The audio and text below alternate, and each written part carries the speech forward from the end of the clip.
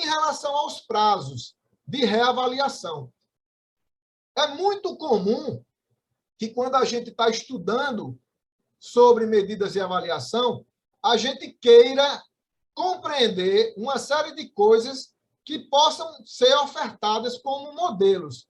Então, é muito comum a gente buscar modelos. Os prazos de reavaliação, eles não são diferentes. É muito comum que pessoas que estão iniciando no estudo da cineantropometria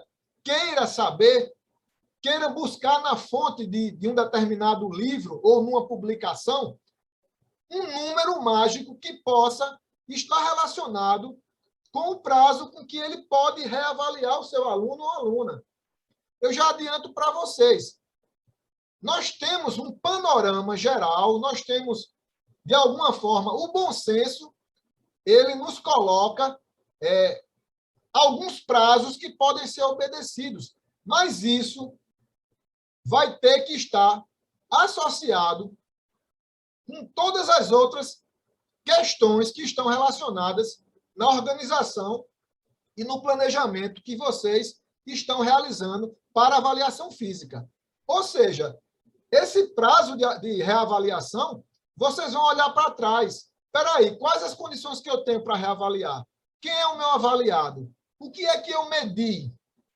Se eu medir uma variável que todo dia que eu mensurar novamente, ela vai demonstrar que pode melhorar ou não, então eu posso reavaliar diariamente. Motivação, eu posso avaliar vocês diariamente. Toda aula nossa, eu vou passar um questionário de motivação. Vai ter dias que vocês vão estar mais motivados do que outro, porque a motivação parece ser algo relacionado ao estado de espírito individual, onde eu posso estar motivado agora e à tarde eu já posso estar desmotivado. Então, uma variável que pode oscilar tanto, ela pode ser reavaliada cada vez mais próxima uma da outra. Já outra variável que não vai modificar num tempo tão curto, eu posso reavaliar num tempo mais prolongado. Por exemplo, o aumento da força. O aumento da força não vai ser igual à motivação. Então, faz sentido eu avaliar diariamente, dependendo do contexto, dependendo de quem está sendo avaliado, se é um atleta de força, se é uma pessoa normal, se é um sedentário, dependendo, esse exemplo da força até pode ser reavaliado num período mais próximo. Mas tem outras variáveis que se vocês passarem 3 meses, ela vai evoluir muito pouco. Então, se há alguma coisa que em 3 meses vai evoluir tão pouco, por que eu vou reavaliar todo dia ou toda semana? Então, percebam que eu estou trazendo para vocês uma reflexão para que eu não estabeleça um prazo e diga, ó, gente, 3 meses é o prazo para se reavaliar. Começou a praticar exercício, começou a treinar, depois de 90 dias, reavalia. Não é bem assim. Depende do que está sendo avaliado, reavaliado, depende dos objetivos do treinamento, depende das características do avaliado, depende das condições que vocês têm enquanto avaliadores, ok? Então, no final das contas, o que eu posso dizer para vocês é que, nesse sentido, vocês serão sempre aquelas pessoas que irão definir o melhor caminho. Uma vez que vocês irão organizar um planejamento de avaliação física, vocês irão colocar na mesa todas essas questões, irão se debruçar sobre isso e tomar o melhor caminho para estabelecer um protocolo próprio de avaliação física. Claro que a literatura vai dar apoio para uma série de tomadas de decisão, ok? Espero que vocês estejam entendendo esse raciocínio, para que eu não chegue com a resposta pronta. 90 dias, 3 meses. Não é bem assim. Não é bem assim. Então, os prazos de avaliação, complementando o que já falei, entre a avaliação e a reavaliação, ou as reavaliações, o que é que vocês querem dentro de um processo de reavaliação? Vocês querem visualizar um processo de evolução, de involução ou de evolução. É óbvio que a gente quer ver sucesso, a gente quer ver evolução. Então, vocês devem levar em consideração a frequência com que vocês ministram as aulas ou os treinamentos. Isso é um fator importante. Quanto mais aulas e treinos eu ministro, quanto mais eu estou com os meus alunos, alunas, ou atletas, ou clientes, maior é a capacidade do trabalho ser realizado com sucesso, de modo que eu posso até encurtar o processo de reavaliação. Agora, se eu tenho uma aula por semana ou um treino por semana, é um outro aspecto que vocês irão refletir. Se a frequência é tão baixa de treinamento, para que eu vou reavaliar tão proximamente uma da outra? Então, a gente vai pensando mais ou menos dessa forma.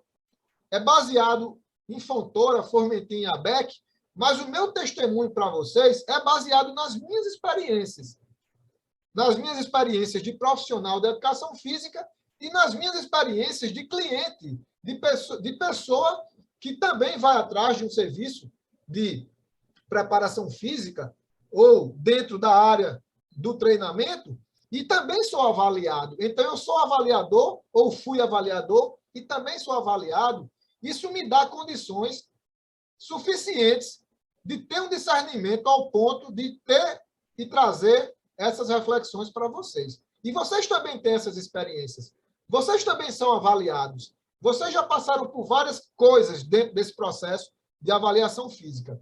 Então, só para a gente dar um fechamento em relação ao prazo de reavaliação, levem em consideração a frequência das aulas ou do treinamento que é realizado, os objetivos dessas aulas ou desse treinamento, os objetivos dos avaliados e os objetivos daquele conjunto de atividades que é proposta por vocês enquanto profissionais.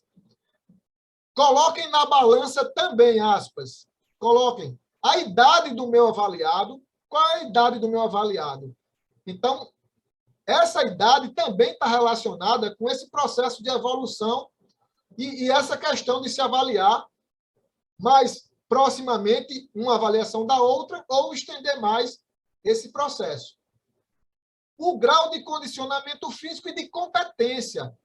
Tem um pressuposto na fisiologia que vocês devem ser conhecedores, é que quanto mais treinado, menos treinável. Isso significa que quanto mais treinado eu sou, mais o tempo para que eu possa evoluir, ele vai ser mais prolongado. Então, é possível que a minha reavaliação possa se estender mais, diferente daquela pessoa que iniciou naquele momento e que cada semana vai estar evoluindo de forma significativa, porque ele tem um condicionamento físico que nos remete à possibilidade de ver grandes avanços num pequeno espaço de tempo, ok? Então, como eu sei que vocês gostariam de ter uma receitinha, então eu fui na literatura e eu trago para vocês que 90 dias, 3 meses, dependendo de uma série de variáveis que devem ser pensadas, mas de maneira geral, isso funciona muito bem, por exemplo, nas academias de ginástica ou na preparação física, né? Dentro desse conceito de treinamento. 3 meses, normalmente, é um tempo interessante de se reavaliar. Seria uma espécie de limite. Mais que 3 meses já é bastante tempo para se buscar informações úteis para se ajustar e reajustar um programa de educação física. Então, de maneira geral, usem o bom senso. Eu acredito que essa minha fala vai trazer muita luz para que vocês possam, baseado em outros autores, tomarem boas decisões. E é claro que a decisão sempre, a última, será de vocês, baseado na experiência que vocês estão vivendo naquele exercício de realização de uma avaliação física. Em relação aos laudos em avaliação física, será tema para outras aulas, mas, de maneira geral, uma vez que vocês façam a avaliação física, vocês devem elaborar um relatório, devem estabelecer um laudo, onde estará todas as interpretações dos testes e medidas. Isso deve ficar muito claro para os alunos e alunas, para os avaliados, ok? E hoje em dia a gente tem, com a tecnologia e o avanço da ciência, muitos aplicativos e programas que podem facilitar a nossa vida.